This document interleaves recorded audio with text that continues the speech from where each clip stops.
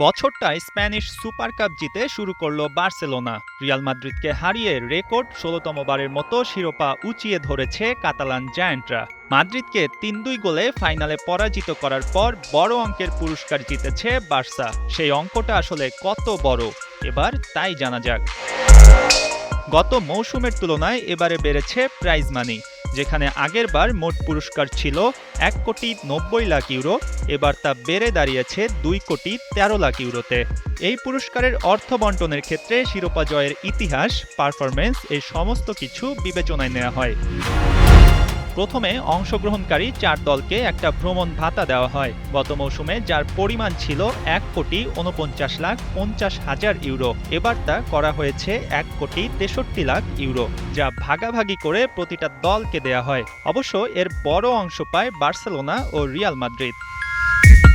এবারের Spanish super কাপে prize money রাখা হয়েছে ৫০ লাখ ইউরো, যা গতবার ছিল ৪০ লাখ ইউরো। চ্যাম্পিয়ন হয়ে বার্সা পেয়েছে ২০ lakh euro, Real Madrid runners up হয়ে পেয়েছে ১৪ লাখ ইউরো। এছাড়াও সেমিফাইনালে পরাজিত দুই দল আতলেতিকো মাদ্রিদ ও অ্যাথলেটিক বিলবাও পেয়েছে সমান ৮ lakh euro. Spanish super cup থেকে প্রাপ্ত আয়ের বড় অংশ ফুটবলের উন্নয়নে খরচ করা হয়।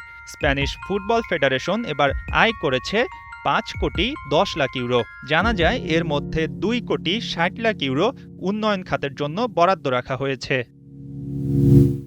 একটি এল ক্লাসিকোর উত্তেজনা যেমন থাকে গেল রাতে দর্শকরা ঠিক তেমনই উপভোগ করেছে। প্রথমার্ধ শেষ হওয়ার আগেই ২-২ গোলে সমতা। এরপর ৩-২ ব্যবধানে ম্যাচটি জিতে নেয় বার্সেলোনা। এই ম্যাচে বার্সার প্রাণভোমরা রাফিনিয়ার পা থেকে আসে ২ গোল, বাকি ১ গোল করেন রবার্ট লেভেন্ডস্কি। রিয়ালের পক্ষে দারুণ ২টি গোল আসে ভিনিসিয়াস জুনিয়র ও গঞ্জালো গার্সিয়ার পা থেকে। শিরোপা জয়ের পাশাপাশি এবারে টাকার অঙ্কটাও নিশ্চয়ই কাতালানদের মন ভালো করে দিচ্ছে। মঈন হাসান, ৭১।